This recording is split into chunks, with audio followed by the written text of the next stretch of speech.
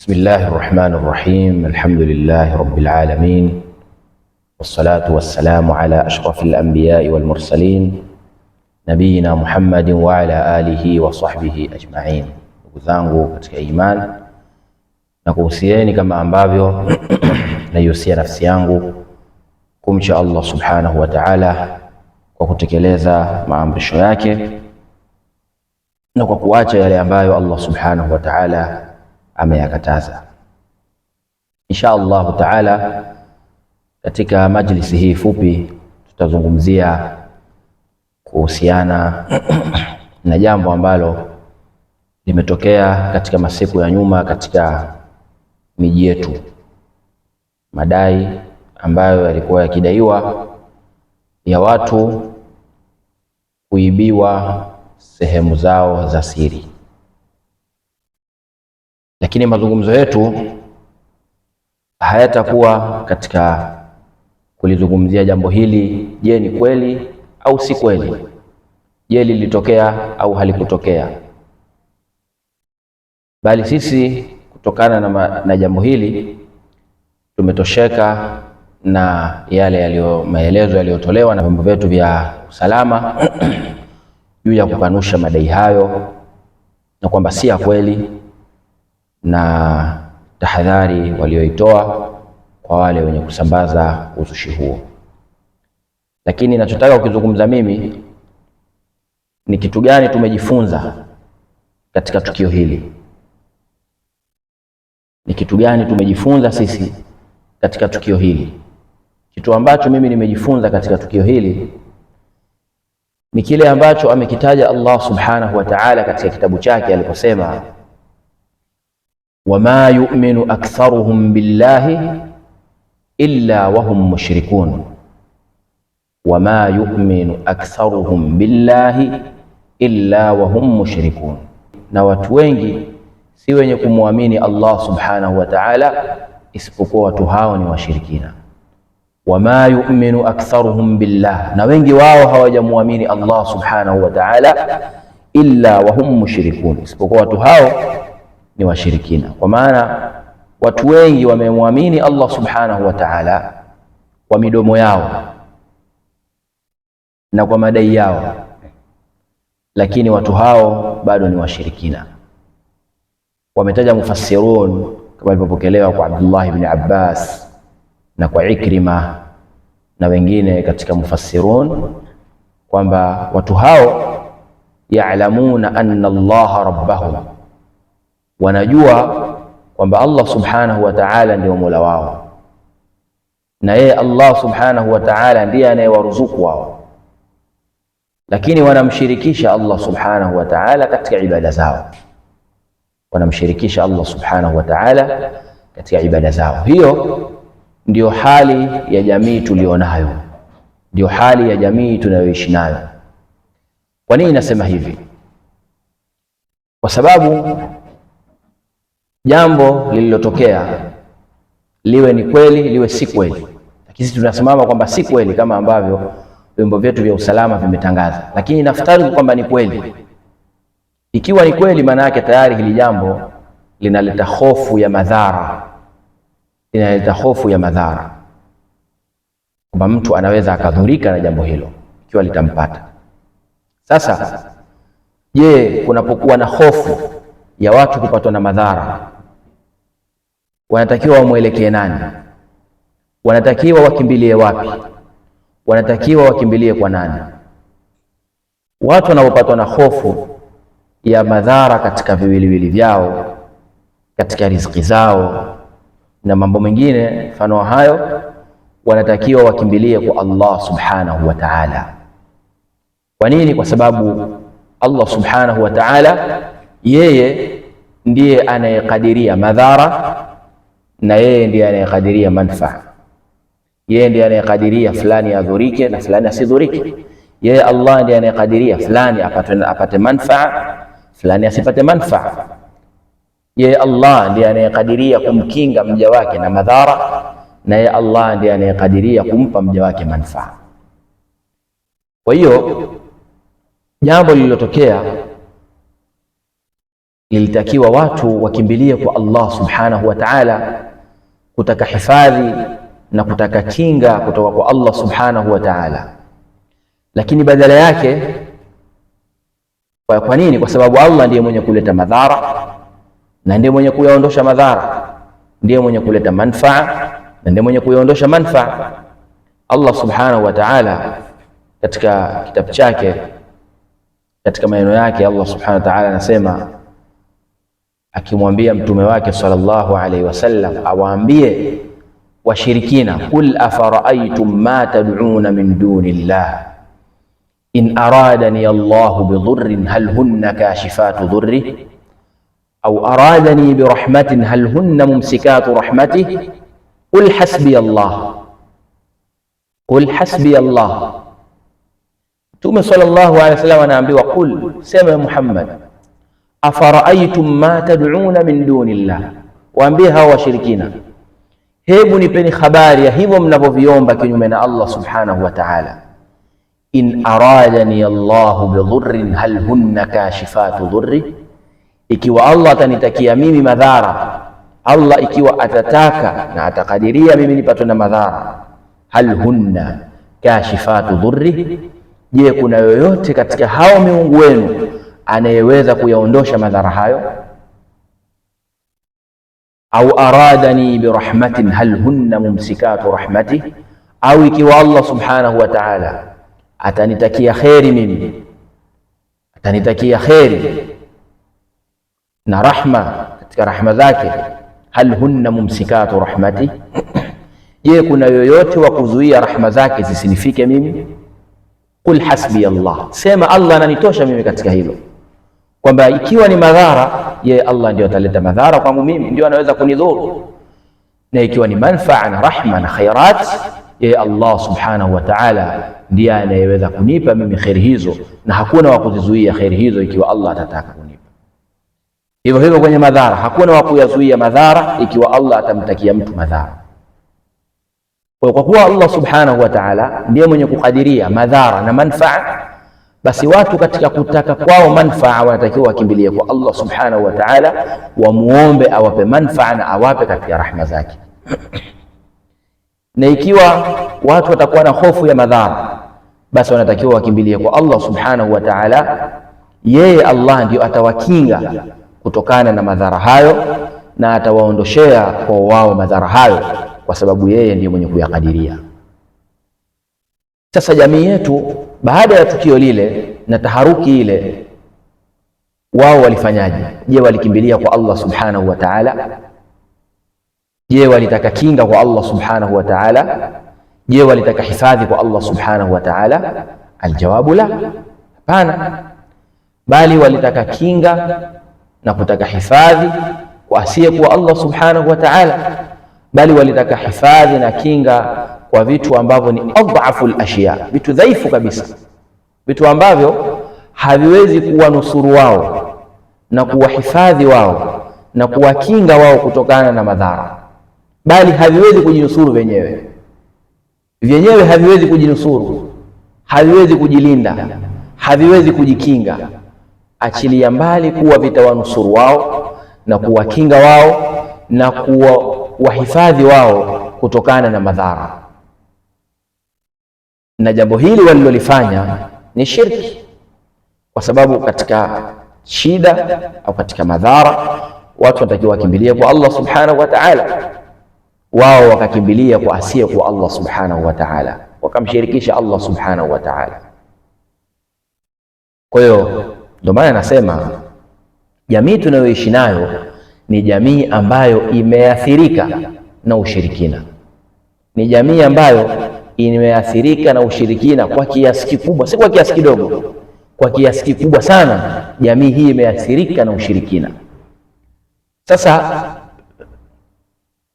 Mtume sallallahu alaihi wasallam ameelekeza na amefundisha ni nini watu wanatakiwa wafanye yanapotokea au wanapopatwa na madhara. Qur'an imeelezea, Allah subhanahu wa ta'ala ameelezea katika Qur'an, amemwelekeza mtume wake sallallahu alaihi wasallam, ameuelekeza umma ni kitu gani unatakiwa umma huu ufanye pale unapochelea kutokana na madhara ya sheitan na madhara ya kila mwenye shari na shari za kila mwenye shari. Allah subhanahu wa ta'ala anasema, qul a'udhu bi rabbil falaq min sharri ma khalaq wa min sharri ghasiqin idha waqab wa min sharri an-naffathati fil 'uqad wa min sharri hasidin idha hasad. Qul a'udhu bi rabbin nas malikin nas ilahin nas, mpaka mwisho wa sura.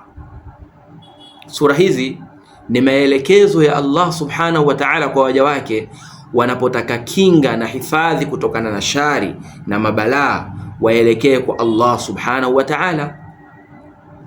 Takeni hifadhi kwa Allah kutokana na shari ya mwenye shari, kutokana na shari za wachawi, kutokana na shari za mahasidi, kutokana na shari za mashaitani. Takeni hifadhi kwa Mola wa watu, mfalme wa watu, muabudiwa wa watu wote. Huyo ndio wa kumkimbilia na yeye ndio wa kumuelekea pale yanapotokea madhara na shida. Si kukimbilia kwenye vitu vingine, vitu ambavyo ni duni, ambavyo wenyewe haviwezi kujinusuru, achilia mbali kukunusuru wewe. Wenyewe haviwezi kujilinda, achilia mbali kukulinda wewe. Mtume sallallahu alayhi wasallam katika hadithi ambayo ameitaja al-Imam Muslim rahimahullahu ta'ala katika sahihi yake, hadithi ya Khawla bintu Hakim, Mtume sallallahu alayhi wasallam anasema, man nazala manzilan faqala a'udhu bikalimati llahi tammati min sharri ma khalaq lam yadhurruhu shay'un hatta yartahila min manzilihi dhalik. Mtume anasema, man nazala manzilan, yoyote yule ambaye atashukia katika mashukio yoyote, safiri katika safari yake, akafika sehemu katika mji au katika nyumba, akasema a'udhu bikalimati llahi tammati min sharri ma khalaq, nataka hifadhi mimi, najikinga na nataka hifadhi kwa maneno ya Allah subhanahu wa ta'ala yaliyokamilika, yaliyotimia, kutokana na shari ya vile alivyoviumba. Lam yadhurruhu shay'un, mtu huyo hakitamdhuru chochote kile, hatta yartahila min manzilihi dhalik, mpaka atakapoondoka katika mashukio yake hayo. Kwa hiyo wewe unapotoka nyumbani kwako ukienda kazini kwako, iwe kazini kwako ni ofisini, iwe ni masokoni, iwe ni kwenye madaladala, iwe ni sehemu yoyote ile, basi wewe lazimiana na hii dua ambayo ameifundisha Mtume sallallahu alayhi wasallam. Ukifika tu wewe sema a'udhu bikalimati llahi tammati min sharri ma khalaq, kwa kuwa na yaqini kabisa, si kwa kujaribu kwamba hebu ngoja nijaribu nione, la, kwa kuwa na yaqini kabisa na Allah subhanahu wa ta'ala kwamba Allah atakukinga na atakuhifadhi mpaka utakapoondoka katika makazi yako hayo, hutohudhuriwa wewe na kitu chochote. Soma dua hii, achana na mambo yasiyoeleweka, mambo ya ushirikina, kujifunga mahirinzi, kujifunga pini na mabarabendi. Hayo hayatakusaidia wewe, hayo yatakuletea madhara wewe katika dunia yako na akhira yako mbele ya Allah subhanahu wa ta'ala. Hirinzi haiwezi kukukinga wewe na mabalaa, pini na barabendi haziwezi kukukinga wewe na mabalaa, ambapo watu ilipokuja hii taharuki, watu wakada sheitan akawaghuri watu, akawadanganya watu kwamba ukijifunga barabendi na pini hutopatwa na madhara. Watu wakalikimbilia jambo hilo, ikawa kila mtu anajifunga pini na barabendi ili isije likampata hayo ambayo yanadaiwa na watu. Kale sheitan anavyowachezea watu. Sasa wewe lazimiana na hizi dua ambazo zimefundishwa na sheria ya Uislamu. Achana na hayo mambo mengine ya kujifunga mahirizi, hayo ni ushirikina. Mtume sallallahu alaihi wasallam anasema, man allaqa tamimatan au man taallaqa tamimatan faqad ashraka, yoyote yule mwenye kutundika hirinzi, ima ametundika hirinzi katika nyumba yake, katika gari yake, katika sehemu yake ya kazi, duka lake, au amejifunga yeye mwenyewe mkononi, kiunoni, shingoni, mguuni, faqad asharaka, mtu huyo anakuwa ameshirikisha, amefanya shirki. Na shirki ni dhambi baya, ni dhambi kubwa, ni dhambi baya ambalo linasababisha madhara kwa mtu wake hapa duniani na akhera. Ni dhambi ambalo mja akifa na dhambi hilo na hajatubia, Allah subhanahu wa ta'ala hamsamehi mtu huyo. Inna Allaha la yaghfiru an yushraka bih wa yaghfiru ma duna dhalika liman yasha. Allah subhanahu wa ta'ala hasamehi dhambi la kushirikishwa pamoja naye, lakini anasamehe madhambi yasiyokuwa ya ushirikina kwa yule amtakaye. Kwa ushirikina ni dhambi baya ambayo linawajibisha kuingia katika moto wa Allah subhanahu wa ta'ala. Al-Allamah Muhammad bin Hamid al-Faqih katika hashia yake ya kitabu Fathul Majid alipokuwa akisherehesha hadithi hii, man ta'allaqa tamimatan faqad ashraka, akataja katika hashia yake akasema, wa hadha alhadithu, na hadithi hii, fihi at-tasrihu bi anna ta'liqa at-tamaimi shirkun, kumewekwa wazi kwamba kutundika hirizi ni ushirikina. Kutundika hirizi ni ushirikina, iwe ni hirizi ya kuandikwa, iwe ni kitu cha kuvaa mtu anayetakidi kitamlinda, kama watu walivyokuwa wakivaa pete, wakivaa pini na barabendi, zote hizo ni hirizi, zote ni hirizi. Kuvaa vitu hivyo ni shirki, ni ushirikina. Kisha akasema, kwa nini ni ushirikina? Lima yaqsidu min alqiha lidaf'i ma yadhurruhu au jalbi ma yanfa'uhu, kwa yale anayoyakusudia kwa kutundika kwake huko hirizi, lidaf'i ma yadhurruhu, kumuondoshea madhara. Mtu anavaa hirizi au anatundika hirizi ili asipatwe na madhara, au jalbi ma yanfa'uhu, au anavaa hirizi kwa ajili ya kumletea yale yenye kumnufaisha. Wa hadha aidan yunafi kamal al-ikhlas, wa hadha aidan yunafi kamal al-ikhlas, na jambo hili vile vile linakanusha, linakataa ukamilifu wa tauhid, linakataa ukamilifu wa ikhlas ambao ni tauhid. Lianna al-mukhlisa, kwa sababu mtu mwenye ikhlas anayefanya mambo yake yote kwa ajili ya Allah na kuzitakasa ibada zake kwa ajili ya Allah,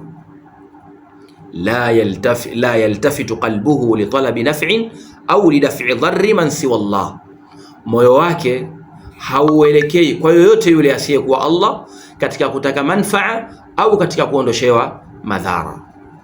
Kwa hiyo linapotokea jambo ambalo linahofiwa kupatikana madhara katika jambo hilo, watu wanatakiwa wakimbilie kwa Allah subhanahu wa ta'ala, wasikimbilie kwenye vitu vingine, kwa sababu kutaka kinga, kutaka kuhifadhiwa ni ibada, haifai kuelekezwa kwa yoyote yule asiyekuwa Allah subhanahu wa ta'ala. Mwisho nasaha zangu kwa wale wote ambao walijifunga zile pini na barabendi katika tukio hili, imma kwa kujua kwamba walichokifanya ni makosa au kwa kutokujua ni kwa sababu ya kufuata mkumbo, wanachotakiwa wao ni kumrejea Allah subhanahu wa ta'ala, watubie kutokana na dhambi hilo, kwa sababu wamefanya madhambi, wamefanya shirki. Linawezekana ikawa ni ushirikina mkubwa waliofanya, na inawezekana ikawa walichokifanya ni ushirikina mdogo. Ni ushirikina mkubwa ikiwa wameamini kwamba ile pini na barabendi vyenyewe kama vyenyewe ndio vitawakinga wao na madhara, huo ni ushirikina mkubwa. Ikiwa wamevaa wakiamini kwamba Allah ndiye mwenye kuwakinga, lakini kule kuvaa kwao ni sababu ya wao kukingwa na madhara hayo, huo ni ushirikina mdogo ambao inahofiwa mtu kuingia katika ushirikina mkubwa. Kwa nasaha zangu kwa ndugu zangu hawa, wamrejee Allah subhanahu wa ta'ala na watubie kwa madhambi haya, lakini pia maduat na mashekhe na maustadhi watoe juhudi kubwa kuwafundisha watu tauhid. Jamii yetu imekosa tauhid, imeoza, imejaa ushirikina. Jamii inatakiwa ihurumiwe kwa kufundishwa tauhid ili watu wasalimike katika dunia yao na akhira yao mbele ya Allah subhanahu wa ta'ala, na tukio hili ni mfano mdogo au ni mfano tosha kujulisha kwamba jamii yetu imeathirika kwa kiasi kikubwa na kwa asilimia kubwa kutokana na suala la ushirikina. Kwa hiyo inahitajika juhudi ya hali ya juu katika kutahadharisha na kuonya juu ya jambo hili. Wa sallallahu ala nabiyyina Muhammad wa ala alihi wa sahbihi wa sallam. Alhamdulillahi rabbil alamin. Wa jazakumullahu khaira wa barakallahu fikum. Wassalamu alaykum wa rahmatullahi wa barakatuh.